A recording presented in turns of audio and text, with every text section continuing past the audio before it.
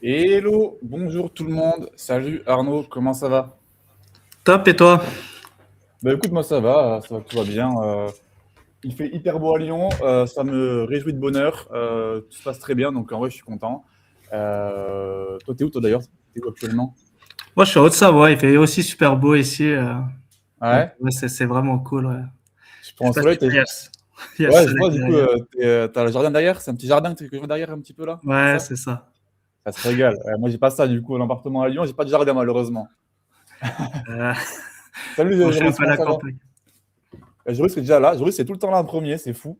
Joris, toi, t'es abonné, on donne de l'argent ou tu nous dis parce que t'es tout le temps là, ça régale, mais c'est trop bien. Salut Pierre également. Du coup, aujourd'hui, un live, on va parler avec Arnaud de Navboost. Donc pour tous les SEO qui sont dans le live, vraiment, il n'y a que des SEO ou des gens qui sont intéressés par le SEO. Navboost, c'est un algorithme de Google sur les comportements utilisateurs, grosso modo, si on prend les grandes lignes. Arnaud en a fait un sujet sur lequel il est très bon, et donc on va parler de ça aujourd'hui ensemble. Pour commencer, tout doucement, avant de démarrer le gros du sujet, est-ce que tu peux juste te présenter rapidement, nous dire qui t'es, ton parcours et ce qui t'a amené du coup à créer, parce que du coup c'est un peu lié aussi, ton outil GPSEM dans lequel tu as des features sur Navboost. Ouais, écoute, moi, je suis développeur de base. J'ai commencé il y a 17 ans, 18 ans. Donc, ça fait pas mal d'années. Ah oui, t'es un ancien du SEO, ça y est, toi. Ouais, alors, j'ai pas commencé tout de suite au SEO. Ouais. Au début, donc, je faisais des applications, des petites applications progicielles pour des sociétés. Après, bah, très vite, je suis parti dans le Mhm. web parce que 2006-2007, c'était assez cool pour tout ce qui était Internet. C'était un peu le Oui. début de la montée en puissance, en fait. Ah, C'était ça déjà devait là, être mais génial à ce moment-là. Ça devait être génial. Tu sais que souvent, j'y pense, je te coupe, mais parce que c'est trop intéressant. Euh, J'aurais trop aimé être dans le web à cette époque-là. Que là, ça devait être tellement enfin, un peu une jungle, mais en mode, t'as pas tout le monde comme maintenant. Et je pense que c'était vraiment un terrain de jeu, mais sans limite. Ça devait être tellement fou. ouais, puis tu sais, il n'y avait pas de CMS. C'était les débuts des CMS, Oui, c'était c'était plus tout au compliqué aussi. début. Du coup, tu vendais à la page. Ah Donc, oui. tu faisais 10 pages, genre la page, tu la vendais 200, 300 euros. Ah oui, ça. Donc, tu faisais 10 pages, 20 pages. Parfois, tu avais des très gros sites. C'était à une époque pour les entreprises où c'était assez sympa. Et puis après, j'ai commencé à faire un petit peu de SEO, mais gentiment. Mhm. Et en fait, moi, l'histoire, bon, je crois pas, je sais pas si j'en ai déjà parlé en live, mais il y en a qui le connaissent. En gros, je fais un e-commerce pour un client. Oui. Euh, et en 2009-2010. Et je le fais sous Magento. C'était une refonte sous Magento. Mhm. Ok. Et le site, franchement, il était super joli. C'était vraiment un truc classe. Ouais. Et je balance le site en ligne. Et là, les chutes, les Ah, pages chutent bordel. tous en SEO. Mais Ouais. vraiment Oh, putain. Ah, t'as les redirections mal faites, un truc comme ça, un classique. classique. Je connaissais pas Ouais. vraiment à quoi ça servait les redirections plus que ça. Je Oui. connaissais, mais pas l'importance. Si tu veux, je faisais du SEO, mais enfin, pas comme aujourd'hui, quoi. Ouais. Et donc, bah, le site explose, quoi, se Bah ouais, casse la tu gueule, m'étonnes. la cliente comprend pas, remet en question le côté technique, mais moi, mon site, franchement, il était propre. Ouais, mais visuellement, il était propre, quoi. Et en fait, on regarde et je mets le nez sur le trafic et là, on voit les chutes de trafic, donc c'est pas un problème lié à la technique. Et donc, je pars sur le SEO. Et là, je me forme en SEO vraiment. Ok. Et je commence à comprendre que le SEO, en fait, c'est pas juste faire quelques liens dans des annuaires comme je pensais au départ, mais ça va bien plus loin. À l'époque, les annuaires, ça marchait encore pas mal. Enfin, Ouais, bah oui, ouais. c'était une bonne époque pour ça. Et bref, bah, du coup, c'est comme ça que je pars sur le SEO. Et puis, Ok. je travaillais en Suisse après. En Suisse, j'avais une bonne place dans une entreprise, un média de presse. Ok. Donc, j'étais chef de Intéressant. projet, j'avais pas mal de casquettes là-bas, j'ai fait pas mal de postes différents, c'était vraiment cool, j'ai appris vraiment beaucoup de choses, pas sur le SEO pour le coup, mais sur la gestion de projet. Enfin, Ok, alors dans un média de presse, du coup, dans un média web ou un média. presse, en- ils avaient digital et presse papier dans les Ok, loisirs. Donc c'était ok. assez intéressant, c'était vraiment un autre univers. C'était assez passionnant. Donc je faisais quand même un petit peu de SEO là-bas. C'était vraiment cool. Mm, ok. C'était vraiment passionnant comme job. Et puis quand j'ai eu des enfants, bah, le premier c'est cool. Le deuxième, après, comment dire, ça faisait trop de route et donc je suis revenu travailler en France. En France, j'ai recréé une petite agence tout seul d'abord, puis deux, puis Ok. trois, puis quatre, Ah oui, puis sept. On est monté jusqu'à sept. Et ah puis, oui, quand même. ouais. Et en fait, on a eu plein de petits problèmes qui nous arrivaient. On s'est fait cambrioler, on a eu le confinement, enfin bref, plein de Ah trucs. Et oui, puis, on était mais, mal assurés. Ouais. mais c'était les salariés ou c'était des freelances? Tous salariés, alternants et salariés Ok, en ok. Ah donc CDI. ça a quand même grossi, donc que tu puisses embaucher des salariés, du coup, c'est vraiment, du coup, tu avais une stabilité, quoi. Tu avais une belle agence qui commençait à grossir, quoi, du coup. Peut-être En ça fait, commençait à être à scale, tu vois. ouais, en fait, jusqu'à 4-5, c'était assez cool. À 6-7, en fait, après l'addition des hommes, j'ai compris que 1 plus 1 n'est pas égal à 2. Et Ok, malheureusement. Et si tu veux, à 4, ça allait pas mal, mais à 6-7, c'est devenu compliqué. Et comme je dis, on a eu pas mal d'autres problèmes. ouais, Donc, cambriolé, ok. il y a eu le confinement, enfin bref, il y a eu plein de choses comme ça. Et bah, pourquoi je dis ça? C'est parce qu'en fait, à ce moment-là, je commence à développer un outil en interne. Mhm. Et l'outil, ça part des filtres dans SEMrush, de faire des filtres, des choses comme ça qui n'existaient pas sur SEMrush à ce moment-là. Il fallait exporter des Ouais, tableaux, puis après on les travaillait dans Excel. oui, ouais, classique. Ouais, Voilà. Et du coup, je dis, mais attends, moi je fais toujours la même chose dans le même ordre, etc. Donc je vais automatiser cette partie-là. Donc ça part des mots-clés. ok. Et puis après, je me dis, bah, c'est cool, ça me fait vraiment gagner du temps, ça nous fait gagner du temps. Et puis, en fait, après, il y avait les audits techniques. Et Ouais. là, j'incorpore en fait dans mon outil un script Python qui fait voilà, des audits on-page. Ok. Et, et en fait, de là, je me dis, mais attends, il y a des trucs genre corriger une 404. Bah, si Oui. j'étais lié avec le site internet directement, en un clic, je pourrais Oui, mettre à jour et supprimer la 404, tu vois. oui, tu pourrais modifier le lien interne, et du coup, oui, clairement, ouais. Et voilà comment est parti mon outil. Donc après, de là, à chaque fois, ça a été de plus en plus loin, des nouvelles briques, parce que tu te dis, mais attends, si j'ai ça et ça et que je croise avec telle autre donnée, bah, je peux faire ça. Ah ben, en fait, après, c'est en faisant du SEO que tu te rends compte que tu as besoin de plein de choses à automatiser et une après l'autre, du coup, tu commences à créer un vrai outil, en fait, c'est ça le truc. Et Ouais, pour rappel, on est du coup, tu me dis en 2020-2021, du coup, là, plus ou moins, c'est ça? ça a commencé en 2020. Ouais. Le gros du développement, c'est 2021-2022. Oui, donc on est avant le vibe coding, donc on est avant l'IA, Ouais, quoi. c'était tout à la main à l'époque. Alors aujourd'hui, C'est ça. justement, je peux reprendre le design des choses facilement, mais à l'époque, ouais, c'était tout. C'est ça, ouais, ouais, carrément. Donc, ouais, c'est avant que tout le monde crée son propre outil, etc. Que maintenant, même moi, j'ai mon propre outil, par exemple, tu vois. Donc, tout le monde peut créer son outil. Avant, quand il y avait des outils qui sortaient, c'est différent. Parce que quelqu'un qui crée un outil, c'est quelqu'un qui a fait l'effort de coder, de payer des gens pour le faire. Donc, il y avait une valeur perçue qui était déjà différente, en vrai. Clairement, déjà à l'époque. Ouais, En vrai. carrément. Et puis, en fait, il y a des trucs aussi. Toi, moi, je suis un dev, mais je suis pas non plus le meilleur dev du monde. Toi, je suis pas orgueilleux. Sur certaines choses, je suis, mais pas sur tout. Et toi, il y a eu des cas, par exemple, moi, l'analyse pour faire du maillage interne, analyse Ouais. sémantique, j'ai fait ça. Donc, c'était entre 2021, mais c'était plutôt sur l'année 2022, d'ailleurs. Mhm. Euh, donc, en fait, je faisais mes embeds avec un script Python.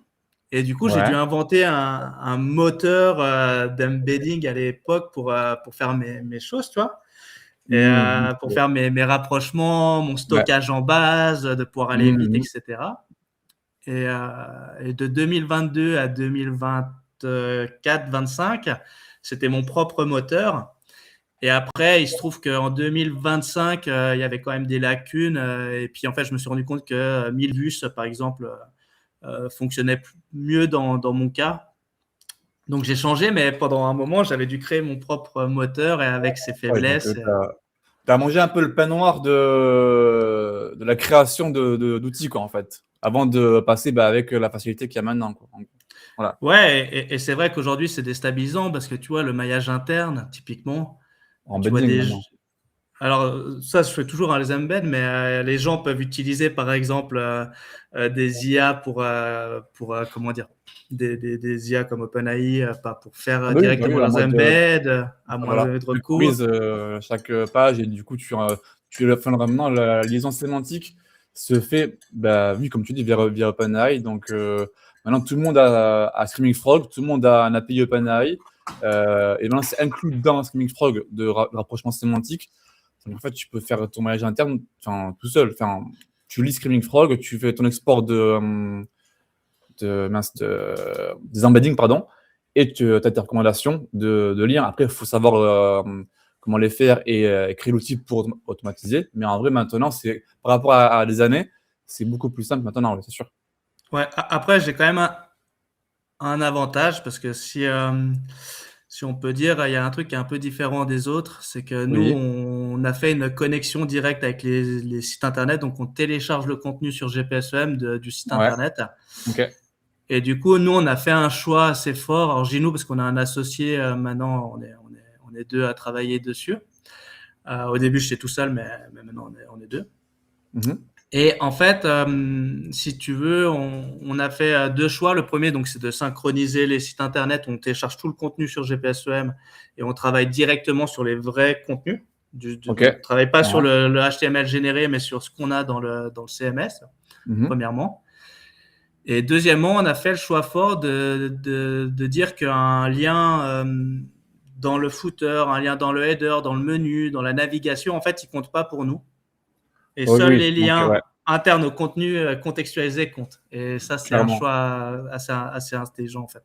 En vrai, je suis d'accord avec ça. Pour le coup, bah, c'est les zones de maillage qui sont sur toutes les pages de site web. En fait, oui.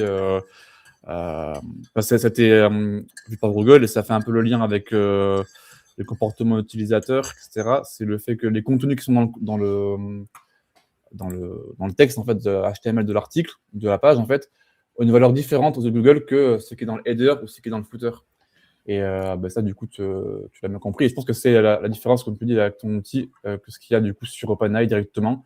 Et comment traiter la donnée. En fait, c'est tout là où le consultant SEO fait la différence. C'est comment essayer de traiter la donnée, en fait. C'est comment essayer de Ouais. la manipuler. Et puis toi, dans Screaming Frog, du coup, bah, tu peux avoir des choses, parce qu'on a aussi donc un moteur d'indexation dedans assez complet qui surveille l'indexation avec la Search Console.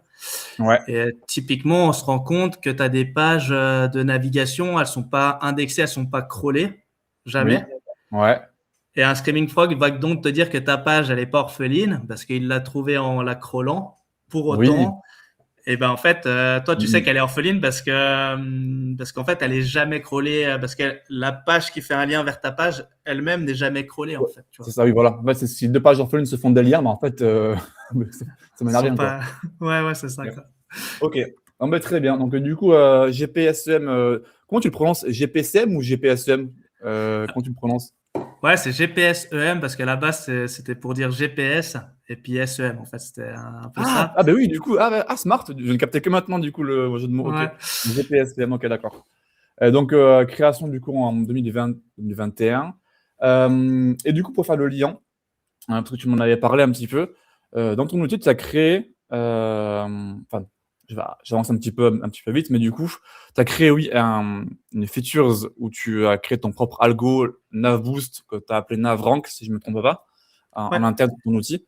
Donc, on en parlera tout à l'heure, mais pour faire la bascule sur directement NavBoost, pour ceux qui ne savent pas exactement ce que c'est, pour ceux qui découvrent un petit peu, et après, ça peut être un petit peu opaque, hein, parce que c'est un peu pas niche, mais c'est hyper important, mais ça reste niche pour plein de SEO encore. Est-ce que tu pourrais nous développer un peu ce que c'est NavBoost et les principaux signaux de NavBoost que tu connais toi, que tu utilises au quotidien?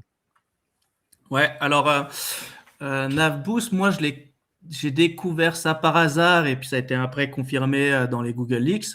Ouais. Euh, Alors pourquoi par hasard? C'est en 2021-2022, donc j'ai mon outil, je commence à analyser des sites internet, on s'amuse un petit peu à faire des choses Mmh. et j'ai un site qui reçoit plusieurs pics de trafic à la suite avec social et cetera et il Mmh. rentre dans ce que je ne connaissais pas à ce moment-là, dans Google Discover. Mmh. Oui, bah, oui. Et je fais un premier pic sympa. Alors, j'étais loin des gros pics, hein, mais je fais un pic de connexion à 10 000 visiteurs dans une seule journée sur un seul article. Et là, je me dis, Ouais, waouh. ouais, ouais, ouais. Au début, c'est bizarre, hein. Tu te dis: «Mais c'est quoi ça?» Ouais. Et tu vois, moi, j'avais connu ça qu'en payant de la pub, en fait, sur des Facebook et autres à l'époque, il y avait quelques années en Ouais. arrière, j'avais déjà connu ça. Euh, mais enfin, j'avais jamais connu ça en direct, en organique, sans payer. En fait, j'avais. Ah mais c'est génial quand c'est la première fois que tu vois un pic de organique à 10 K, c'est là, mais c'est génial en fait, Puis ton site, il fait genre, je sais pas, peut-être 4-5 visiteurs en instantané dans Google Analytics et d'un coup, là, tu le vois à Ah ouais, c'est clair. 150 et puis que Ouais, ça ouais, reste dans ouais, le ouais. temps. Tu vois, c'est assez génial. Et puis, euh, je comprends assez vite parce que j'arrive pas à reproduire tout de suite. Je comprends pas au début et je comprends qu'en fait, c'est qu'il y a eu du trafic avant qui avait été généré. Et, et du coup, je fais des tests avec du vrai trafic en envoyant des gens. On est sur le bootcamp, par exemple, de Laurent Bourrelli. Et j'ai à tous les gars, écoutez, vous pouvez venir à telle heure sur tel article. Oui, Et toi, je fais des trucs et je génère comme ça du trafic et ça pop. Et ça arrive à rentrer. Alors, ça fait des 1000 vues. Toi, c'est des petits articles, ouais, mais ouais. c'est ça. Bien après, bon, bah, les Google Leaks. Oui, D'ailleurs, j'ai fait en un mai. truc dans GPSEM sur les Google X qui est assez ouf pour tout recroiser, traduire en français. OK. Je pourrais Un te montrer article, juste après. ouais, mais carrément, tu as fait quoi? Un article ou tu as fait une feature? Tu as fait quoi? Ouais, j'ai fait carrément une feature de recherche, navigation entre les trucs en français. Ah, pas mal, ouais, Euh, tu pareil, tu montreras à la fin ou tout à l'heure, ouais, carrément, ouais, pourquoi pas. ouais, ouais, je montrerai, c'est assez sympa. Ouais. Et du coup, si tu veux, c'est comme ça que je comprends qu'effectivement, il y a un intérêt. Je comprends pas tout de suite tout, hein. Je suis pas, encore une fois, je suis pas là pour tout comprendre, mais je comprends qu'en tout cas, le trafic a un énorme impact. Les Oui, Google Leaks arrivent et en fait, on se rend compte de deux choses qu'on sentait. La première, c'est qu'il y a des interactions sur le navigateur, sur le moteur de recherche lui-même qui influent sur le positionnement. Donc, si OK, par oui, exemple, tu es cinquième, tu as plein de clics, tu vas passer troisième. oui, Tu le vois. ça Et tu le ouais, vois. on le sait. Ouais, Et clairement, tu oui, le oui. vois. Et après, donc, ça, c'est ce que tu vois en premier. D'ailleurs, c'est ce que j'ai un peu fait lors du concours sur les Nurshi, justement, à l'époque, Ouais, Burning oui, Astral. oui. Et l'autre chose qu'on voit, c'est que si tu as du trafic sur une page, ben, il y a deux choses que tu vois en fait. La première chose, c'est qu'une page non indexée t'envoie du trafic réel via Google Chrome dessus. La page s'indexe. Ça, c'était la première chose qu'on voyait à l'époque. Mmh mh. Euh, et la deuxième chose, c'est que bah, si tu as une page qui est vraiment naviguée, qui est bien vue, bah, tu la vois progresser dans Google et tu vois que ça te donne des chances pour être dans Google Discover. Grosso modo, c'est à peu Ouais, près ça. c'est les corrélations entre la navigation, enfin les bons signaux utilisateurs de navigation et du coup le boost discover quoi, du coup. C'est bien ça? Ouais, Ouais. c'est ça. Et du coup, eh bien oui, dans les Google X, donc on l'a vu, c'était donc Oui, bah, officiel. ça oui, ouais. Voilà, là, il y a plein d'articles là-dessus. Ouais. Enfin, il y a plein de fonctions dessus. Et donc, voilà. Et du coup, ben, Navboost, donc, c'est quoi? C'est vraiment un algo. Pour moi, je l'ai séparé en deux parce qu'il y a vraiment enfin, deux choses bien différentes. Il y a Ouais. tout ce qui est lié donc, à la SERP. Donc vraiment, bah voilà, t'es cinquième, t'as plus t'as plus de clics que le quatrième parce que ta balise titre elle est mieux faite, mieux prise en compte, etc. Bah tu Par vas passer exemple. quatrième en fait. Oui, oui, classique ça, ouais. Mmh. Tu vas lui prendre la place en fait. Mmh mh. Et après il y a les signaux sur le comment dire, sur le site lui-même. Ils te vannent, en commentaire. Ah c'est possible. Je vois Heu, ça ouais. Donc Chris qui est mon associé justement et ah bah, du coup, bah, voilà, beh, tiens, bon, bonjour Chris. Non, il est pas en otage, ça va, tout va bien. Et puis donc ouais, c'est assez important parce qu'en fait, on se rend compte on se rend compte de deux choses, c'est que souvent en fait, c'est très difficile à berner l'utilisateur en fait. un mauvais contenu, il va pas Oui. le lire en entier. En fait, il va pas Ah non, oui, l'apprécier. oui. Ah oui, c'est normal. C'est normal en fait. Et du coup, c'est vrai que on l'avait vu dans la formation avec Sylvain Perronnet et Guillaume Perronnet dans leur Ouais, formation sur. les boss. Ouais, allez, franchement, trop fort. Ils ont fait une formation sur les Google Leaks et dedans, ils Oui. présentent aussi des mails, en fait, justement, où dedans, en fait, un des gars de Google, un des ingénieurs, explique gentiment qu'en fait, le Nav Boost et Mhm. donc l'étude des signaux utilisateurs fait que c'est meilleur que n'importe quel autre algo jusqu'à présent, quoi. Et ils le disent entre Ouais. eux, comment Ok, dire, ouais, ouais, fou. c'est vraiment. Ouais, Christophe, il est blagueur, hein. Ouais, on Là, mais s'entendait aller vraiment. pour revenir à ce que tu dis, ouais, c'est hyper intéressant. D'ailleurs, il faut que je la fasse. Je n'ai pas fait cette formation de frère Perronnet sur les Google Leaks. Super. Euh, mais à ce qui paraît, elle est très très bien. En tous les cas, les frères Perronnet, tout ce qu'ils font, c'est un peu très bien, généralement. Mais en vrai, ouais, il faudrait que je la fasse celle-ci. Et même sur. Il y en avait une autre sur le fonctionnement algorithmique d'un moteur de recherche. Je crois qu'ils en avaient fait une. Et pareil, ça faut aussi que je la fasse. Je fais une parenthèse, mais ouais, faut que je me focus là-dessus en 2026. J'avais pensé à la faire, ouais. Alors, moi, j'avais fait la version à l'époque sur format SEO de Oui. l'algo des frères Perronnet. Et là, pour par péché d'orgueil sur format SEO, j'avais fait une chose, je les avais tous pris. Ok. Et en fait, je faisais les tests avant de regarder réellement la vidéo. Mhm. Et j'ai tout le temps eu entre, en gros, 17 et 20 sur 20 à toutes les formations, sauf une. Ouais. C'est la Ok. leur où j'étais plus à 12-13 Ok. avant de la faire et c'était franchement, elle est vraiment bien. Et c'est vrai qu'ils sont ils sont très pédagogiques, donc Ouais, pédagogues. mais Donc, oui. Ils dégagent vachement ça, puis ils sont vachement cool et accessibles, donc très cool.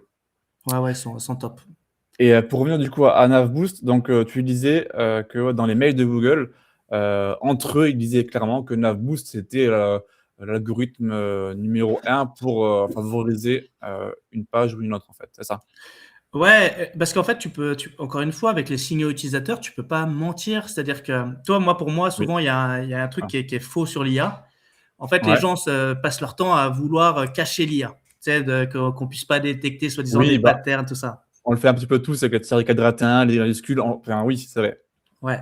Mais en fait, le problème de ces patterns, c'est qu'ils rendent souvent la lecture assez fade et ça te saoule, en fait. Le problème, c'est Mm. pas de cacher des patterns de ChatGPT, par exemple.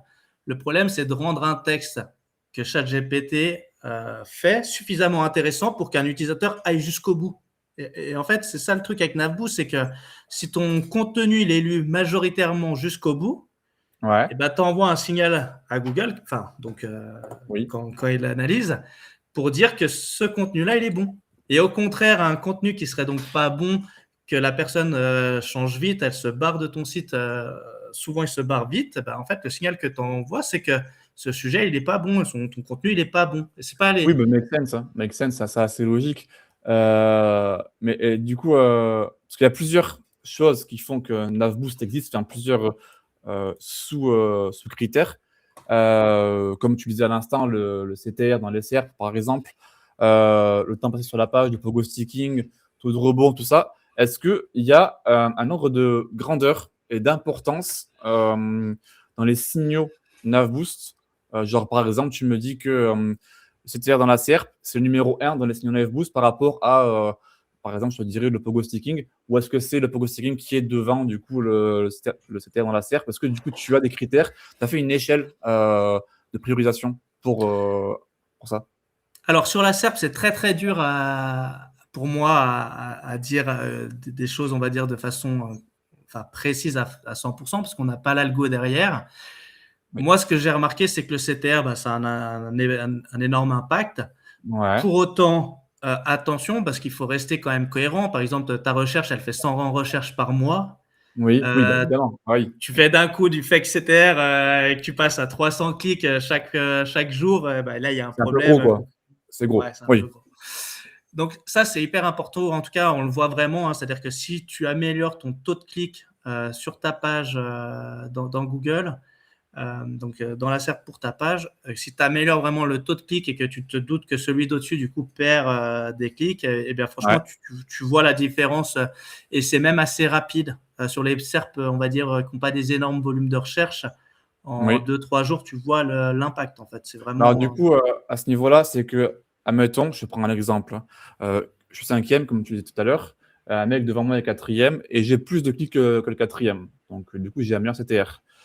Mais si j'ai un meilleur CTR, mais j'ai un pogo sticking qui est horrible, donc du coup, ça veut dire pogo sticking, pour ceux qui ne savent pas, c'est quelqu'un arrive sur ma page et la quitte dans la foulée, comme si il a pas du tout apprécié le contenu. Donc du coup, ben, un mauvais signal envoyé à Google. Mais si le quatrième a moins de clics que moi, mais par contre un taux de rétention sur la page qui est plus élevé, donc de temps passé sur la page qui est plus élevé que moi, est-ce que tu arrives du coup à dire, OK, le nombre de clics passe devant le temps sur la page ou l'inverse, tu vois? Est-ce que tu as réussi à faire l'échelle? Alors, j'ai pas réussi à faire une échelle parce que d'autant plus que ce que j'ai remarqué, c'est que le pogo sticking, pour moi, Ouais.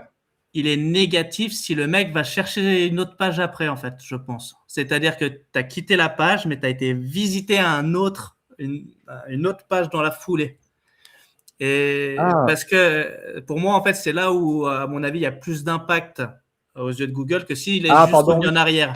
Oui, c'est en mode, il va sur la SERP et il va sur un autre résultat. Et là, il reste, par exemple, là, par contre, c'est que toi, tu as une mauvaise réponse à porter et que ton concurrent, par exemple, lui, si ben, il avait une meilleure que toi, et donc dans ce cas-là, là, c'est un mauvais signal. Mais si la personne elle va sur ta page et elle reste 15 secondes et elle s'en va après, mais qu'elle n'a pas sur un autre concurrent, c'est qu'elle a eu sa réponse et qu'en soi, c'est OK. Ouais, Je parce me dis, qu'après, là où c'est traite, parce que, en tout cas, moi, comme je comprends le pogo sticking, c'est vraiment le fait de j'ai été sur la page et je reviens. Pour autant, il y a quand même une lecture. Mais en même temps, si l'information, par exemple, c'est combien de degrés il fait aujourd'hui, bon, tu l'as maintenant dans Google, mais imaginons, ouais, pour oui, faire mais tu simple, tu captes. n'as pas la fait, tu cliques sur ta page, tu as vu qu'il fait 15 degrés, tu es revenu en arrière. Bah, pour autant, c'est pas du pogo sticking dans le sens où c'est pas un pogo sticking négatif. Tu as eu ton information tout de suite et ça s'arrête là. Et c'est super que tu me dises ça parce que ça fait le lien avec ma prochaine question, justement. Parce que vu qu'on parle du fait que, ben, par exemple, si je prends un score d'un match, forcément, je vais sur la page, je vois 3-0, j'ai mon information, je m'en vais. Voilà. Sinon, en vrai, mon comportement est légitime, tu vois. Ça ne veut pas Il est dire légitime. Ouais. comment dire, que le site web en question est lent ou a mauvais contenu ou quoi. C'est juste que du coup, j'ai mon information et je m'en vais. Donc, est-ce que NavBoost s'applique de la même manière selon les requêtes? Une requête du coup de type score de match ou une requête d'information où l'information, en fait, elle s'obtient rapidement, comme un score de match, comme une météo, comme une recette, par exemple, je dis ça comme ça. Est-ce que du coup, NavBoost agit différemment sur ces requêtes-là que sur une requête du type plus transac où il faut faire de la recherche sur la page pour trouver le meilleur produit, ou alors une recherche plus, je veux dire, de fond, où du coup, il faut lire l'article en profondeur quand c'est un sujet précis. Est-ce que selon, du coup, ma réponse, ça me paraît évidente, mais est-ce que tu as d'ailleurs pu analyser ça? Est-ce que du coup, le pogo sticking et comment agit NavBoost est différent selon le type de requête et du coup, le type d'information? Alors, c'est un peu dur à répondre parce que moi, du coup, je suis parti un peu dans un autre état d'esprit. C'est-à-dire que je me suis dit, Mhm. OK, le pogo sticking a donc un effet négatif potentiel. Donc Mhm. maintenant, il va falloir vraiment retravailler l'UX des sites, retravailler, etc., pour que dans Ouais, notre cas, en fait, on limite l'effet du pogo sticking. D'ailleurs, encore une fois, pour parler de branding astral, ce ouais. concours-là, typiquement, moi, je trichais où en fait, tu avais des scripts JavaScript qui disaient que si tu scrollais, ça allait tout de suite en bas de page et ça remontait. Et si tu tombais sur quelqu'un qui a ouvert dans un nouvel onglet, en fait, au bout de 50 secondes, tu avais un rechargement d'une page aléatoire pour changer de page pour qu'il y ait T'es des très pages smart. vues, etc. Très, très smart, ça. Ouais, c'était Attends, assez trop.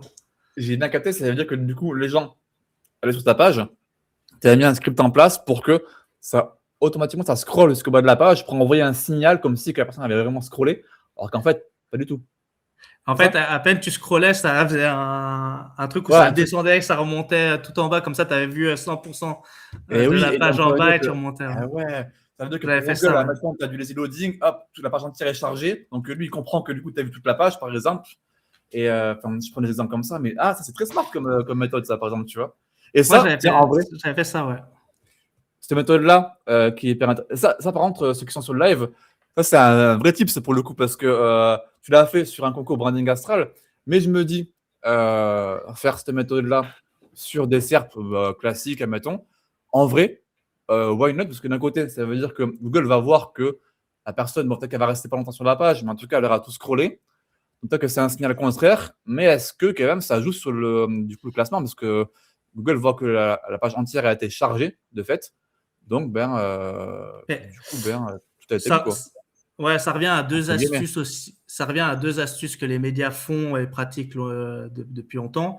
Le bouton Ouais, lire la suite sur un article, c'est-à-dire qu'ils te font un condensé de l'article. Mais pourquoi? Parce qu'en fait, ça veut dire qu'au chargement de la page, ouais, et ben toi, tu charges ta page, tu es déjà arrivé à 50% de la largeur, de la hauteur ouais, de ta page. En fait, quand tu ouais, cliques sur le ouais. bouton, tu as déjà vu 50% de la page. Ça fait une interaction, une action, c'est mesuré. On sait que les clics sont mesurés, donc d'un coup, tu as ça. Et la deuxième chose aussi qui est faite sur les médias, celle-là, je ne l'ai pas encore testé, mesuré, mais ce serait marrant à faire.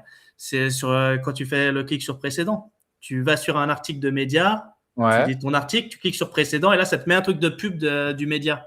Mais en fait, c'est pourquoi? C'est que ça t'a affiché une deuxième page du média. En fait, c'est en JavaScript, ils font exprès de te faire. Puis si tu refais précédent, tu reviens sur la SERP ou Google Actu ou où est-ce que Ah, tu pardon, étais. oui, carrément, oui, oui, j'ai T'as compris. Oui, jamais oui, vu, oui, ouais, c'est que ça fait en oui, deux clics. carrément. Si tu refais ton précédent, ben, en fait, Oui, ça affiche une nouvelle page, une page ouais, pour ça, aller ils voir font d'autres souvent, ouais, articles.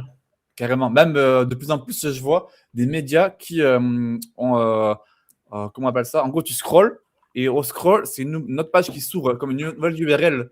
Euh, Infinite, ouais. Voilà, Ouais. en gros, c'est un infini scroll, mais du coup, mettons une page, elle fait 1000 pixels de scroll, que tu arrives au 1001e pixel, hop, tu n'as pas une page qui s'arrête, tu as juste une nouvelle URL qui est dans la barre de recherche, et donc ça fait une nouvelle page vue, grosso modo, sur Ouais, ouais. l'URL. Et ça, pareil, en termes après de dossier de presse pour après les médias dire ah bon, on a ton page vue, c'est mal lancé, quoi.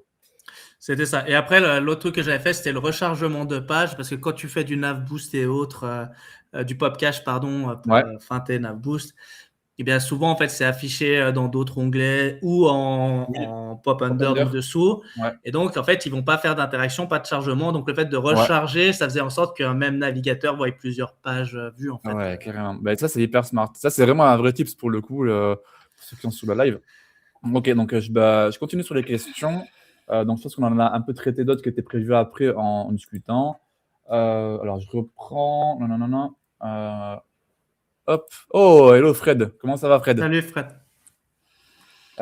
Donc, on parle souvent de Chrome. Oui, alors, ce que j'en viens maintenant, oui, pourquoi pas, c'est intéressant. Je pense que c'est un peu la suite logique. Sur les référeurs. Donc, tout à l'heure, tu parlais de PopCache, donc de trafic direct, grosso modo. Pour ceux qui ne savent pas, PopCache, c'est des régies qui envoient du trafic direct sur vos pages. Grosso modo, on paye quelques centimes, quelques euros, et ça envoie du trafic direct. Bon, trafic un petit peu sale, souvent, mais ça envoie du trafic direct pour envoyer des signaux de fake intérêt pour Google, grosso modo. Et donc, il y a plusieurs référeurs possibles. Et du coup, pour manipuler un Navboost, donc manipuler du coup le trafic direct et du coup après influer sur les classements, est-ce que le référeur est vraiment important? Donc, avoir un référeur Google Chrome, donc, parce que vu que Chrome, ça appartient à Google, là, il peut voir concrètement du coup tous les clics. Donc, est-ce qu'un référeur d'un autre navigateur ou un référeur social a plus d'impact qu'un autre? Est-ce que tu as pu mesurer ça? En fait, il y a plusieurs. Enfin, faut faire attention avec les confusions sur les termes. Ce qui compte pour Navboost, c'est Google Chrome en tant que navigateur. C'est-à-dire que ce qui est Oui. analysé, c'est ce qui vient depuis Google Chrome ou l'application Google App, qui est le Oui, moteur de ouais, ouais, recherche sur je le Android. connais. Ça, c'est là-dessus qu'ils analysent les clics et Mhm. les comportements des utilisateurs. Ce que je soupçonne aussi, c'est qu'en fait, un utilisateur connecté avec un compte Gmail a plus d'importance qu'un Ah, utilisateur qui n'aurait pas de compte. Ça je suis quasiment d'accord, oui, je pense. sûr. Ouais, Et pourquoi? Parce qu'en fait, tu te rends compte que déjà, tu peux aller sur Google pour voir tes affinités de publicité. tu te rends Mmh. compte que du coup, il sait très bien définir ce que tu regardes, ce que tu Oui, aimes, ça, carrément, etc. oui, c'est clair. Et que du coup, ça donne beaucoup plus de sens, et notamment pour Google Discover. Oui. Moi, je reste persuadé que, par exemple, si tu aimes le foot, on va prendre un truc au hasard, mais tu aimes le foot, tu aimes le meilleur club au monde, Chelsea FC, tu regardes souvent donc Chelsea, et ben, si je vais sur un article qui parle de Chelsea, mon vote pour cet article-là, il aura beaucoup plus Absolument, d'importance c'est certain. Oui, je suis qu'un d'accord. mec qui regarde un club de nage, genre C'est Arsenal, tu sûr, vois. clairement, oui. Voilà. Et donc ça, c'est important. Donc c'est le navigateur, donc Chrome. Chrome, ça marche aussi bien sur Android que sur Windows, que sur tout, mais c'est le navigateur lui-même qui les fait. Alors après, voilà, ça n'a peut-être pas le même impact pour Google Discover ou autre, mais en tout cas, ce qui est étudié, c'est la navigation sur Chrome. Et ensuite, les référaires, je pense qu'en fait, qu'il n'y a pas vraiment de...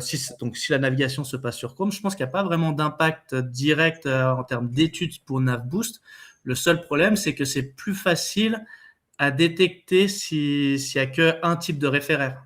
Par exemple, ton trafic, il est que Google et un référaire direct, enfin, pas de référaire en trafic direct.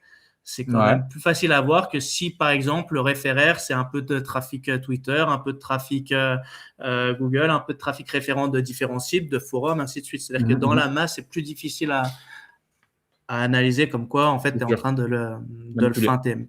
carrément. Mais je pense Ouais. pas que, par exemple, je pense pas que le référaire Twitter soit de meilleure qualité en tant que tel. C'est juste que pour le navigateur, c'est plus compliqué à dire Twitter, c'est une mauvaise source de clics, par exemple.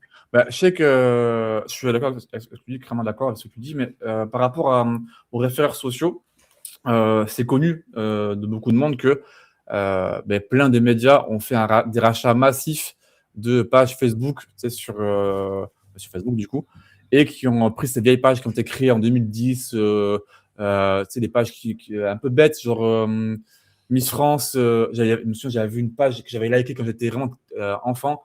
Genre Miss France et Rousse, on s'est fait carotte. Tu vois, des pages, tu sais, des noms de pages comme ça, bêtes, mais qui avaient 500 000 likes à l'époque, parce qu'à l'époque, le like était hyper répandu et facile à obtenir sur des pages. Et ces pages-là ont été rachetées et maintenant sont utilisées pour partager des articles de presse.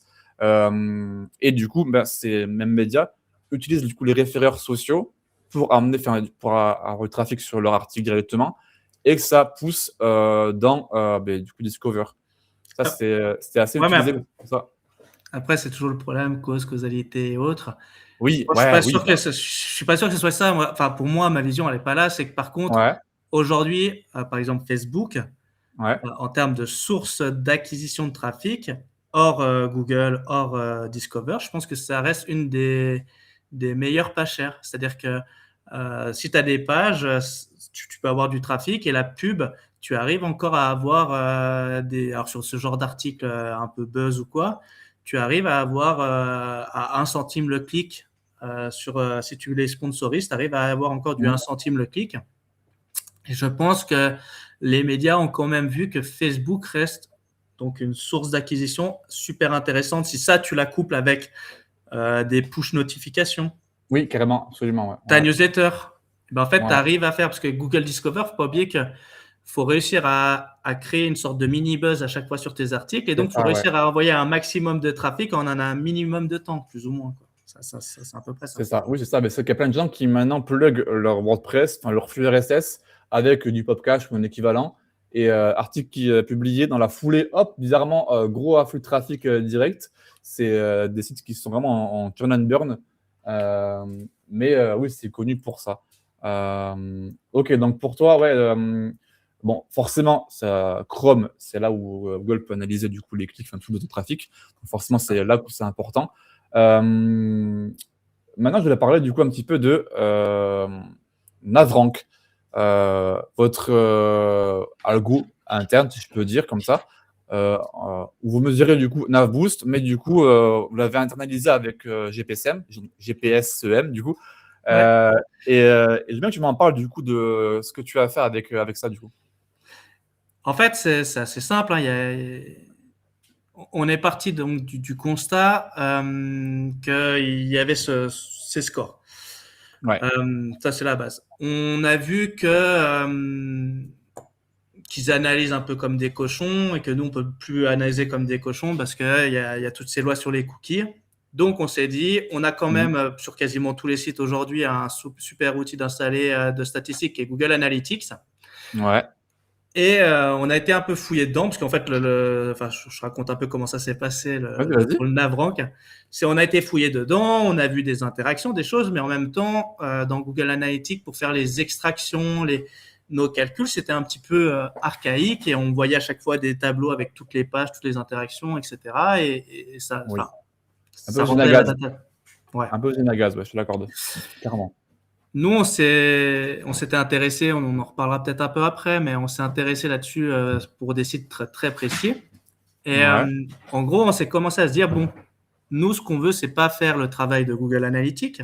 Il le fait très bien. Si quelqu'un doit aller fouiller dans Google Analytics pour des choses très pointues, précises, il le fera.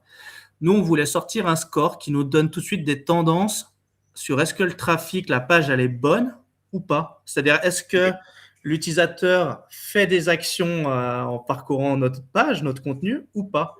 Et donc, qu'est-ce qu'on a fait? On a fait un clic, donc un rang, pardon, qui se calcule chaque semaine sur la semaine précédente. Donc, on analyse Google Analytics de la semaine précédente pour chaque page. Ouais. On fait un calcul. Alors, on a 2 calculs parce que on a on a une petite recette là sur Google Tag Manager. Donc, si tu l'inclus, on a encore plus d'éléments, genre le formulaire rempli. Ok, ouais. Ça va un peu plus loin. Pour autant, si tu remplis pas, si tu n'utilises pas Google Tag Manager et que tu mets juste ton Google Analytics de base, il y a un rang qui est calculé, qui est juste un peu moins précis que si tu as les tags. Et du coup, en fait, on a fait plusieurs choses. On a pris en compte le temps passé si on l'avait. Est-ce que le mec il va à 50%, 75% ou 100% de la page est-ce qu'il a été donc en bas de l'article est-ce qu'il va cliquer sur d'autres liens dans le contenu? Est-ce qu'il va remplir un formulaire, etc. On a fait un petit calcul avec les différents events qu'on a dans Google Analytics. Et ça nous fait un score de 0 à 100. Ce 0 à 100, on le montrera peut-être après. Je sais pas ce que si tu veux. Tu peux, carrément. On a le temps, encore un petit quart d'heure, même plus. Si... Ouais, alors, je montre rapidement, mais. Carrément. En vrai, c'est intéressant parce que du coup, tu as mis un score en Navboost, grosso modo, avec des vraies données qui sont réelles des gens qui vont sur les pages, en fait. C'est ça. Donc là, on voit le score global. Hein, je me suis mis sur la totalité du site. On voit là mon écran. Tu peux peut-être zoomer un peu plus, si tu peux, avec la roulette. Là, je pense que c'est bon. Dans le cas, si vous ne voyez pas, dites-nous. Mais moi, j'arrive à voir pour l'instant.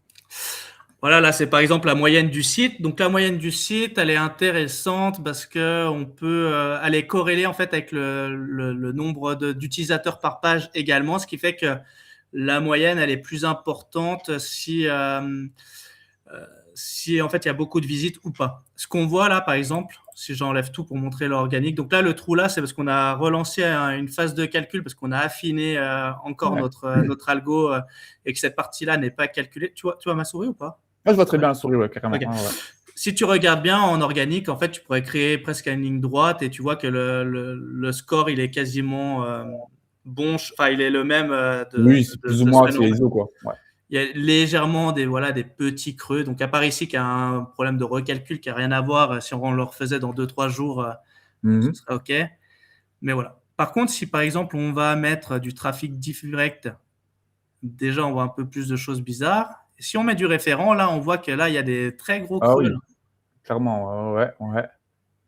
Ça, typiquement, c'est typiquement avec de l'achat de trafic ou quand on pousse de partout avec du trafic de moins bonne qualité, on va avoir ces pics descendants parce qu'en fait, la qualité elle est moins bonne. Les gens vont parfois partir tout de suite du site, vont comment dire, ils vont avoir peu d'interactions sur le site internet. Donc, on voit des pics qui descendent là largement en dessous, là, sur la moyenne. Typiquement, sur des sites, alors là, ce n'est pas un site trop pénalisé, mais je ne pourrais pas montrer un autre site parce qu'il n'est pas encore fini de calculer, lui, pas du tout. Mais on voyait ça, et en fait, ça, c'était typiquement de l'achat de trafic pop cash sur du référent que du référent. normal que du coup, ce soit dégueulasse au niveau des référeurs, enfin, au niveau du comportement, quoi, derrière. Voilà, et on voit vraiment la différence parce qu'en fait, si on met, j'enlève le direct, on voit bien que le organique, lui, il était hyper stable en fait dans le temps, ça Ouais, bouge. le lien violet, enfin, le trait violet, oui, il est plus ou moins stable, c'est OK. Le bleu, c'est le référent, donc là, c'est ouais, pop cache. Donc, tu vois, quand ça a les afflux de trafic non qualifiés, tu vois que tu as des gros trous et donc make sense. Mais Et du coup, pardon, et du coup, si nous, on arrive à détecter que là, il y a une anomalie, ouais, et ben, moi, ma théorie, elle est assez simple, c'est que si nous, on arrive à détecter une anomalie, je vois pas comment Google, lui, ne la détecterait pas de la même manière. Là, je veux dire, oui, c'est c'est ouais, c'est clair. détection, Bah oui, bien sûr. Encore plus même. Parce que oui, c'est sûr même. tu vois. Heu, Et après, bon, bah, nous, on a des anomalies par page. Donc là, après, c'est un petit site. Donc après, on arrive à avoir, par exemple, beaucoup de trafic, mais du clic faible. Parce qu'après, donc, on a ClickRank qui est vraiment une analyse pareille de la Search Console avec des scorings. Et on se rend compte, par exemple, là, que le ClickRank, il est mauvais, faible. Pourtant, bah, ouais, sur ce site-là, majoritairement, par exemple, cette page-là, la semaine dernière, elle a eu 262 vues. Donc, c'est-à-dire qu'il oui. y a des gens qui ont été dessus. Pour autant, en fait, il y a eu 0 clic, quoi, depuis la Search Console. Donc là, il y a des problèmes et ça nous permet, après, en cumulant les deux, de faire ce genre de choses, de voir des pages qui sont vues naturellement, facilement, donc qui ont un Ouais, bon taux d'engagement. Et pour ouais. autant, elles ne sont pas du tout cliquées dans la Search Console parce que probablement, elles sont mal positionnées, mal référencées, et ainsi de Ouais, suite. du En coup, faisant les deux croisons. c'est les sessions vues de navigation ou de référeur direct ou autre, du coup? Tout confondu, c'est-à-dire qu'ils peuvent être venus depuis une page organique. Pour Ouais. autant, cette page-là, elle a eu un bon, elle a été vue 262 fois, en fait. Ah, mais du coup, Pourtant, si elle a c'est pas les consoles, c'est des vues qui proviennent du coup de la navigation interne entre maillage ou de backlink ou de trafic direct ou quoi, du coup? de tous les trafics, les sources de Ouais. trafic différentes, ouais. Ça nous Ouais, ouais. permet d'avoir ça très rapidement en un coup d'œil. Et donc, Ouais. cette page-là, on pourrait aller la retravailler au niveau SEO parce que elle a en tout cas un impact pour les utilisateurs. Quand ils voient des liens vers cette page, quand ils ont vu du trafic voilà, de référents, de sites sociaux et autres, Mmh. ils ont été sur cette page-là. Pourtant, elle est mal positionnée. Tu vois, ça Et nous permet ça, quoi. tu as du coup un dashboard sur lequel on peut, où tu analyses les comportements, genre le temps passé sur une page, du coup, enfin les signaux, analytics, et tu peux le voir concrètement sur une page, savoir, ben OK, cette page-là, a attiré tant de trafic. Les signaux, du coup navrank que tu as créés du coup, sont au vert, sont au rouge. Par exemple, du coup, ben là, gros pogo sticking, là, scroll à 50 et cetera. Pour après savoir, OK, telle page, OK, elle est très, très cliquée sur la SERP, mais dans les faits, les gens, ne scrollent qu'à 30 parce qu'ils ont l'info au début, ou autre. Est-ce que tu as Alors, cette info-là remontée? on l'a pas fait comme ça. Il faudrait que je me reconnecte. On l'a pas encore fait dans ce sens-là. Euh, OK. on, on a fait plusieurs choses. C'est-à-dire qu'on est parti du principe, par contre, qu'on a pu faire du prédictif sur le contenu. C'est-à-dire qu'on s'est dit, cette page-là, par exemple, enfin, comment expliquer ça? En gros, on doit l'avoir peut-être ici.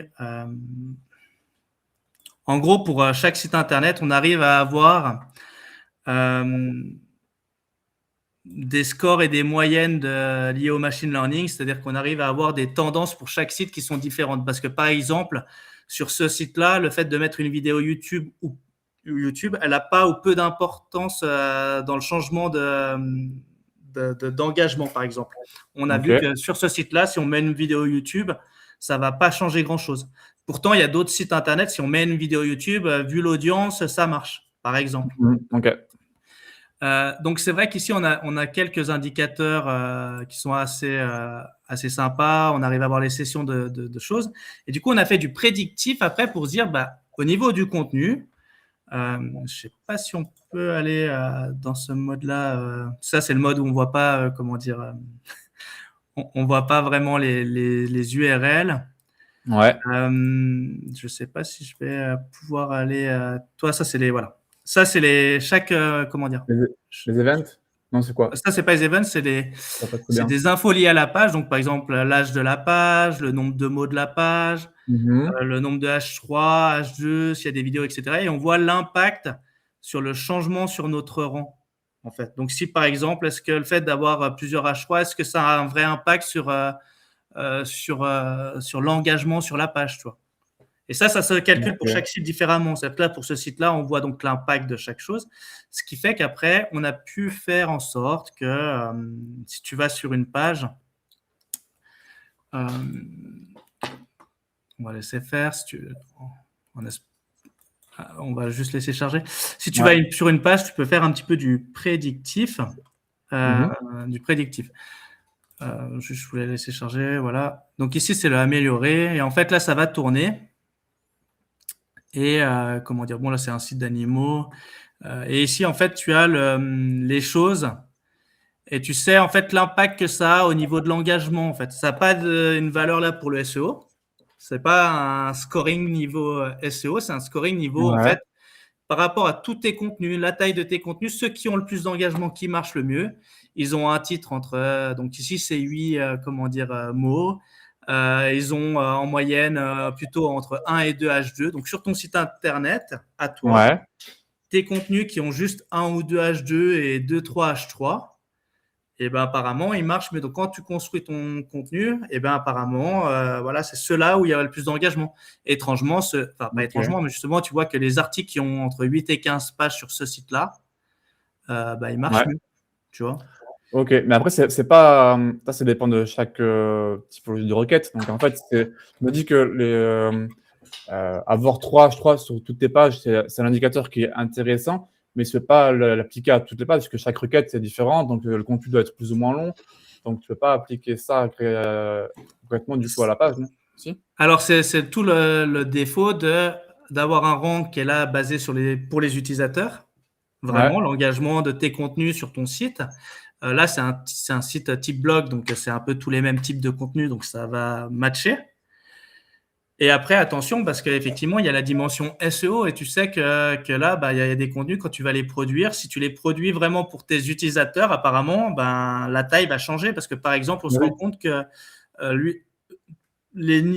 comment dire, ceux qui sont donc le plus lus et qui vont jusqu'au bout, souvent, ils ont un volume de mots qui est entre 510 et 570 mots, par exemple. Ça, c'est ceux qui sont lus jusqu'au bout, qui ont vraiment un engagement, qui sont navigués, etc. Mais par exemple, c'est peut-être pas la plupart de tes contenus que tu produis. Tu vas peut-être produire plutôt des contenus entre 800 et 1000 mots. Et c'est un des problèmes d'ailleurs aujourd'hui, parce qu'en SEO, tu vas vouloir faire de l'optimisation sémantique. Donc, tu vas devoir augmenter ton nombre de mots parce que pour placer tous les mots que tu voudrais faire, tu vas te retrouver obligé d'augmenter la taille. Pourtant, tes utilisateurs, peut-être que c'est pas la taille que eux ils préfèrent en fait. Et c'est là après, du coup, là, on revient avec le débat éternel entre le UX et le SEO, quoi. Du coup, la lisibilité, tout ça, quoi. Ouais, c'est ça. Dis-moi. Je vais juste montrer en parallèle, j'ouvre pour que tu vois le Google X, c'était ça.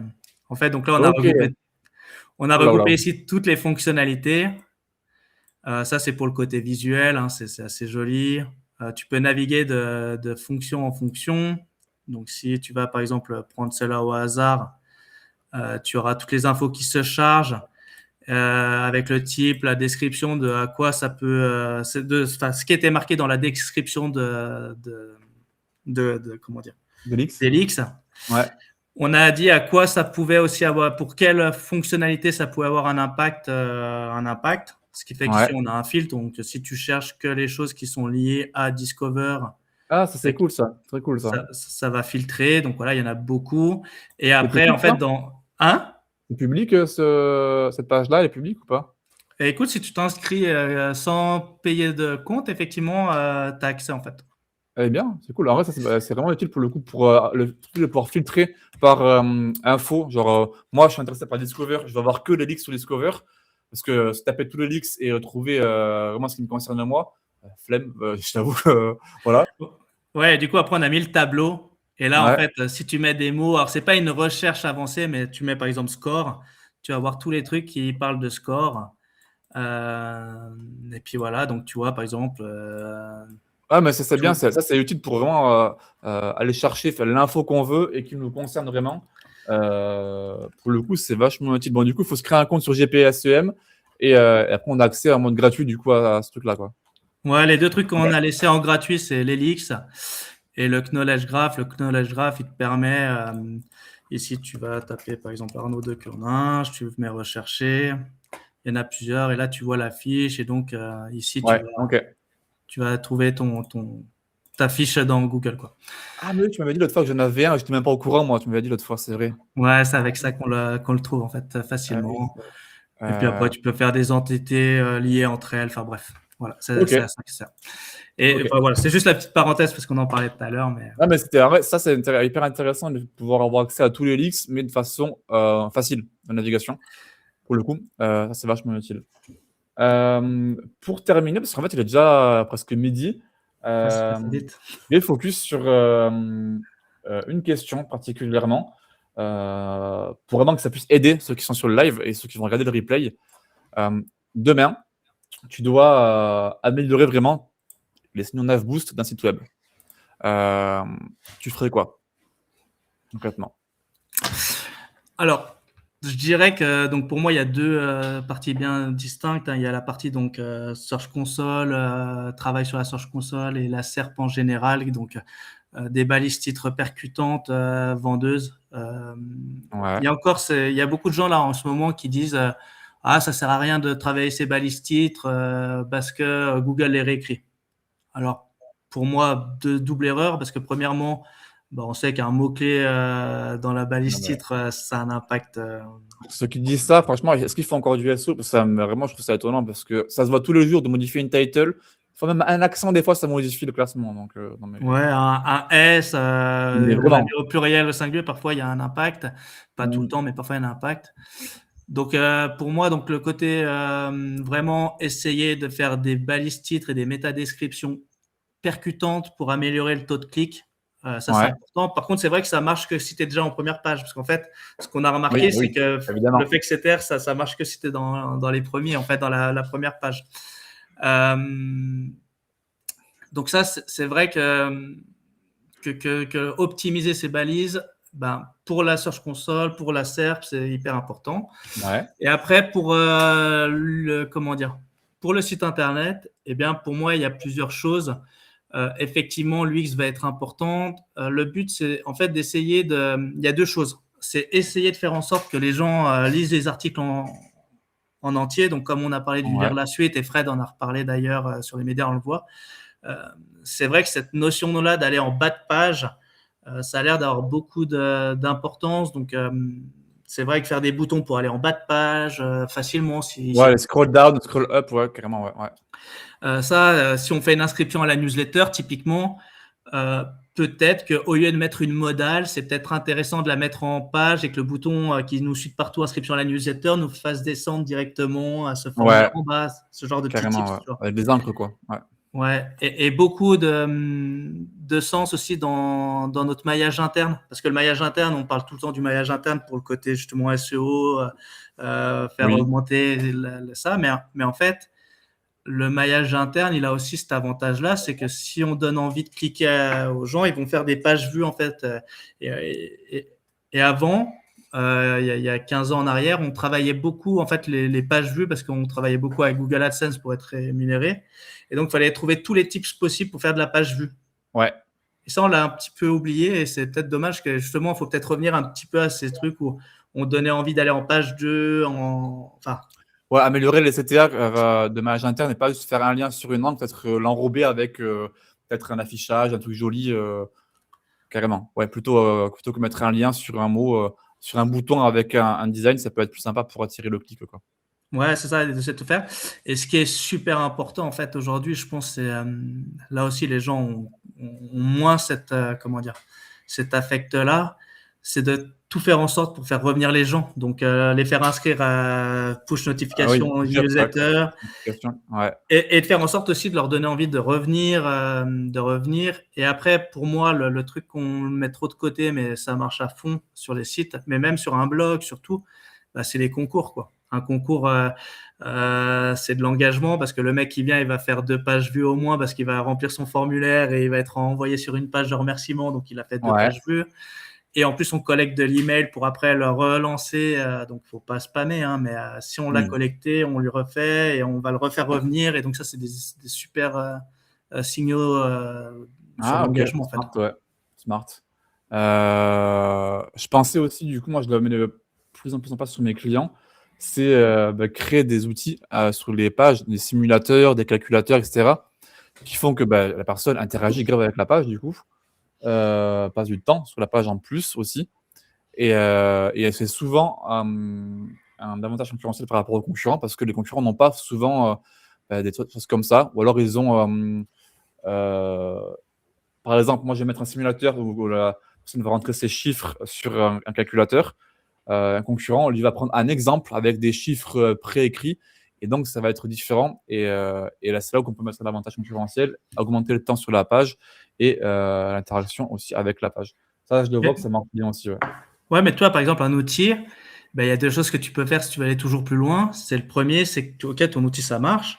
Mais par exemple, si ton outil fait un calcul simple, toi, par exemple, tu fais un calcul pour savoir quel est le montant de ton CPC max que tu dois accepter de payer pour Google Ads. C'est un calcul, tu peux le faire en instantané. Pour autant, fais tourner 20 secondes une petite roue exprès. Toi, dans ton Ouais, script, oui, fais en oui, sorte qu'il y ait carrément. un petit Ouais, truc ouais. pour que le mec il reste 20 secondes sur ta putain de page, même C'est si en clair. fait c'est de l'instantané, parce que tu vas montrer que le mec reste longtemps, et donc tu peux faire, et puis après tu peux le faire une redirection pour avoir le résultat dans une deuxième page, tu vois. Ouais, Par carrément. exemple. Ah, mais ça, absolument. Et rediriger, non, c'est clair, c'est sûr. Même à la fin, quand la personne reçoit ce qu'elle voulait obtenir, suggérer un autre article qui est vachement lié. Enfin, tu vois, en fait, c'est pousser toujours, comme tu dis, vers la seconde page et vers la rétention, en fait, vraiment pour envoyer les bons signaux. Ouais, c'est ça. Puis donc, toi, le même formulaire, voilà, encore une fois, tu peux avoir de l'instantané. Au lieu que c'est un résultat instantané, tu mets un petit message d'attente, nous calculons, on vérifie, ça a pris Ouais. 10, 15, 20 secondes de plus. Mais c'est-à-dire que le mec sera resté 20 secondes de plus sur ta page, en fait. Voilà. Donc, en gros, si on doit retenir une chose, surtout, c'est la rétention utilisateur et nombre de pages vues. Surtout, ça, ce qui va beaucoup jouer. Et évidemment, mais ça, c'est pas nouveau, mais c'est toujours d'actualité, les titles, hein, bêtement. Mais une fois que vous êtes dans le top 10, en tout cas, première page, grosso modo, vous pouvez commencer à jouer sur la title, quitte à même ne plus faire les titles, à mon sens, vraiment dupliquer sur vos concurrents. Vous mettez du mot-clé bourré. Modifier une title et mettez peut-être au tout début, par exemple, un truc accrocheur, un emoji, des fois ça marche aussi. Ça peut être aussi, par exemple, une date ou juste sans des crochets avec marqué du coup honnête ou genre pour une page d'avis, un avis, tu mets un truc du style avis non, tu mets, comment on dit, non affilié par exemple sur ta title, ça peut jouer sur du coup ton clic. Et après, si tu as un lien affilié derrière, c'est toi et ta conscience de mentir ou pas. Mais ça peut du coup jouer sur des clics. Donc, essayer d'être un petit peu smart sur vos titles. Parce Mais que. aussi la métadescription, on l'oublie parce qu'elle a pas d'impact direct, c'est vrai, sur le classement. Mais une métadescription parfois un peu sexy qui nous donne envie de cliquer, c'est le bon complément de la balise titre. Oui, Et, et en plus, maintenant, avec les IA, c'est de plus en plus pris en compte. C'est lu, c'est donc complètement. Là c'est où vrai c'est qu'on a, on surtout. l'a mis de côté, mais en fait, je pense que Ouais, ça ça pas pour revient. bonne En intention. fait, pour moi, vu que les IA les lisent beaucoup pour comprendre les pages, les Metadesk, je trouve que ça revient à la mode parce que vraiment, moi, je t'avoue que très souvent, dans mes listes de recommandations pour mes clients, c'était en dernier Metadesk. Vraiment, je mettais ça à la fin quand j'avais le temps de libre. Mais maintenant, je le remets un peu plus haut. Toujours pas prioritaire, mais plus qu'avant. Quand même. Mais par contre, c'est parfois le truc qui fait que tu passes de 3 à 2 ou 1 même, parce que tu vas avoir une métadescription qui est plus engageante, par exemple, Et et c'est le que ta printemps. page, elle Ouais. sera donc plus cliquée, et elle Ouais. va t'aider dans ce sens-là. C'est clair que c'est pas la méta qui... Elle va pas t'aider de passer de la page 3 à la page 1, en fait, ça, Oui, bien sûr. Mais oui, elle quand tu es dans. t'aidera pas. Ouais, Mais par contre, quand tu es dans le top 3, par exemple, ta métadescription, elle peut avoir un impact vraiment flagrant, en fait. je suis vraiment d'accord. Eh bien, écoute, on arrive à la fin de ce live. Si vous avez des questions, on laisse 2 minutes de fin de live tout doucement avant de clôturer. Moi, sur mes questions, j'ai fait le tour vraiment. Juste avant de terminer, dis-nous où on peut te suivre, où on peut tester sur GPSEM. Et puis, dis-nous tout, quoi. Dis-nous tout. Ouais, écoute, merci en tout cas pour l'invitation, hein, c'était sympa Avec comme tout. plaisir. Et Avec plaisir. écoute, moi, on peut me suivre sur LinkedIn. Ouais. Je suis assez actif. Généralement, les gens, c'est leur premier moyen de venir me contacter, c'est sur LinkedIn. OK. On a commencé une chaîne Alpina Marketing, donc on a créé une entreprise, qu'on a repris une entreprise en Suisse en fait pour développer notre outil sur la Suisse là. OK. Et donc l'entreprise s'appellera Alpina Marketing, donc on peut nous suivre aussi sur la chaîne YouTube. On OK. va faire pas mal de tutos. OK, donc ça commence à envoyer du coup du contenu. OK. Ouais, gentiment. Donc voilà. Donc après, faut pas hésiter à venir en tout OK. cas nous demander d'essayer. Généralement, les gens, c'est vrai qu'on fait plus des démos. C'est un outil qui est un peu plus cher que d'autres outils. Donc effectivement, c'est plus on teste avec l'utilisateur, on lui montre les Ouais, différents tu fais vraiment un rapports. onboarding. Tu as un onboarding en face-to-face avec du coup un call qui est fait, ouais, carrément. OK. Puis selon le problème, parce que souvent, c'est des gens qui ont, malheureusement pour moi, c'est souvent des gens qui sont dans des schémas où ils ont eu des pénalités et ils essayent de comprendre et donc ils Ouais. viennent utiliser OK. l'outil. Donc, c'est pas tout à fait le même type d'utilisateur que Et l'adresse pour retrouver, c'est gpsem.fr.com.io, c'est quoi? .io, gpsem.io. Très bien. Alors, un bon TLD de startup, ça. Exact. OK. Eh bien, écoute, il n'y a pas de questions. Donc, merci à tous d'avoir été présents sur le live. Merci encore à toi, Arnaud. On va vous laisser. Le replay sera disponible sur YouTube comme toujours. Et puis, comme d'habitude, on se retrouve la semaine prochaine, jeudi 11h, toujours, en live sur Linkuma pour l'actualité SEO, la prochaine fois pour le coup. Et puis, moi, je te redis encore une fois merci, Arnaud. Et puis, je vous dis à la semaine prochaine pour les autres et une bonne fin de semaine et un bon week-end avec les beaux jours qui arrivent. Merci encore à toi et à tout bientôt. Ouais. Ciao. Ciao, ciao.